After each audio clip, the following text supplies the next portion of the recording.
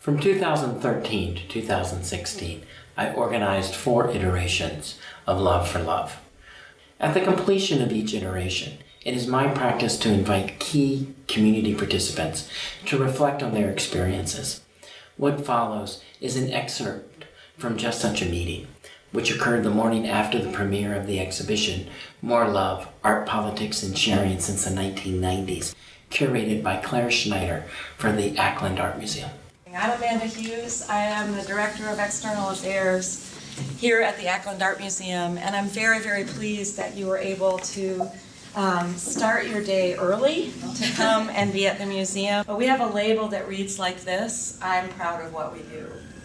Social engagement project comprising poetry workshops, text-based drawings on paper developed with local collaborators, 10,000 campaign-style buttons with phrases corresponding to the drawings, gifting and exchange of buttons, signage and drawings presented in community contexts, collaborations with community organizations, area artists and poets. Hundreds and hundreds and thousands of people, probably by the time we're done, will be wearing buttons that you all made possible. I'm just so excited to be part of this process, to engage with those of you here. I want to figure out how to put out on the table the information that needs to go out and then step back and hear from some of you. And what really drew me to this project was our initial conversations, and it felt genuinely that you didn't want the best poems. You wanted the poems that needed to be heard.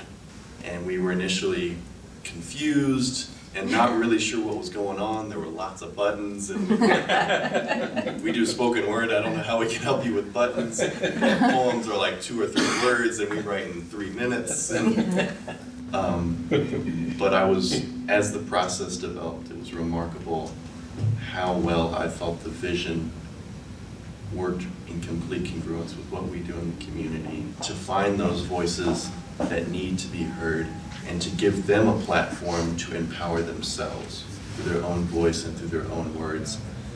These 10,000 buttons are going out in the community, and this is what I think took just a moment for everybody to sort of grasp, is that these are little teeny fragments, and they're very open-ended. They aren't as closed as a whole poem can be sometime. And that way, I don't know which ones you've selected as your personal favorites, but my guess is that it relates to something in your life. And so that there was room for you to add on to it, and that's the way the mechanism works.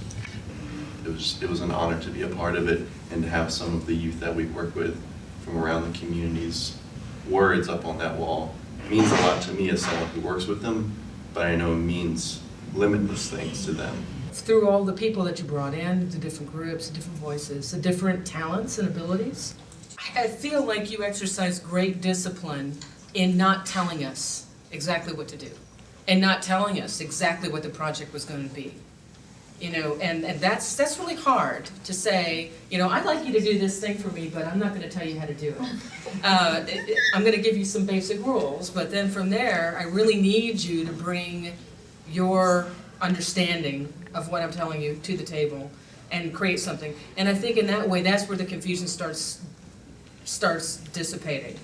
Because as we each kind of brought our own stuff to the table, it all kind of started coalescing, and we could each see what each other was bringing to the project. I really like the way that community voices can be represented alongside what we might perceive as high art forms into a community in such a short space of time, manage to sort of grasp something about that community from an outsider perspective in such a short space of time, but create sort of tangible products.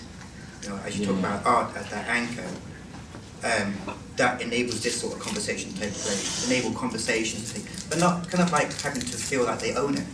Do you know what I mean? Which is a problem in academia, is that you write something, you put copyright on it, and then you own it, which is kind of really, but it is kind of. I think because it's not really your voice, it's the voices that you're collecting.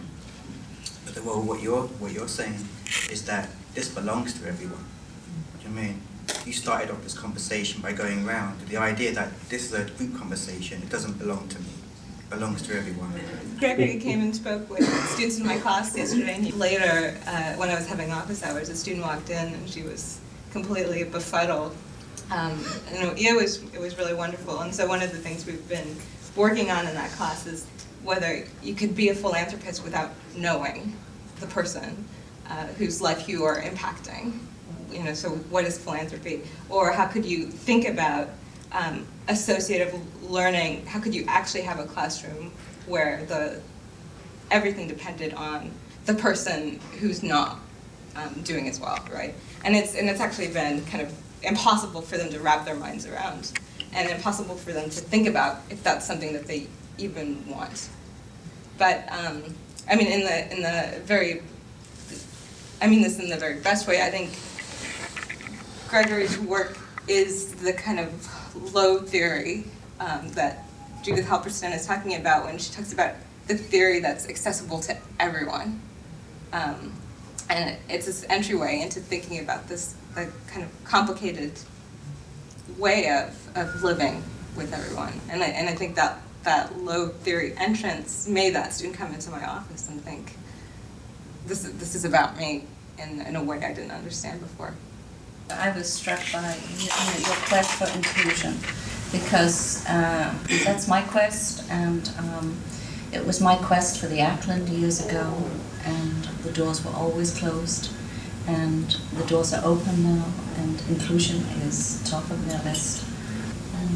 And put it in an establishment that is an acknowledged establishment is very important. Not to put it on the side, on the fringe, but center stage. Beginnings, where people feel welcome, is the first step towards social justice, because people meet people they would not normally meet.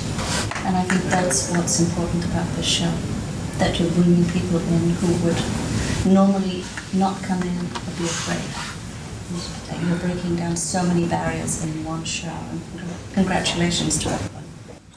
Is it appropriate for the museum to think about acquiring a set of all the buttons as works of art, and then to test if in 100 years the buttons still have a power, still have a resonance, still have some authority, to use a difficult word?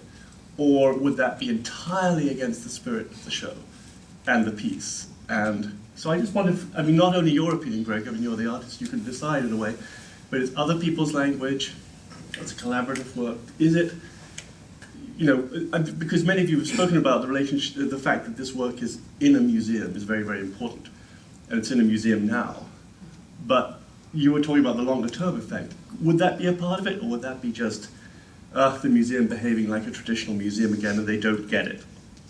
Thinking about the way that museum at, let's say it's 100 years, by having these buttons that go out into the community, that it would force different kinds of connections, because you'd be thinking about not only these people in the past, which at this point you have very tangential connections to, but making it once again kind of contemporary in the way that actually Felix Gonzalez's Torres work does work. It came out of a moment, and it was had a fire in that moment, but I think that we still have very strong connections to it, although they're not the initial connections to when the work was initially created. This piece is those community workshops, all of these meetings, and even I don't know where those boundaries are in my engagement, my Boisean type engagements with people, where the art is and where the art's not. Where does it start? Does it start when we have coffee? Does it start, or where is it, right? But I do know that that object that's hanging on the wall is art, right? I know it's art, and I know it's doing a huge job in this mechanism. But the mechanism is those 10,000 buttons that are going out throughout this whole community. And then all the stuff that people are adding on it because that reminded them of their mom and of their first boyfriend or whatever, their relationship to their classroom. That's all the work. And then those moments back out at prison that Claire and I had, that's the work. The anchor for that holds up as art, is that object. The collection of buttons, they're a souvenir. They're a kind of relic. They're kind of, yeah.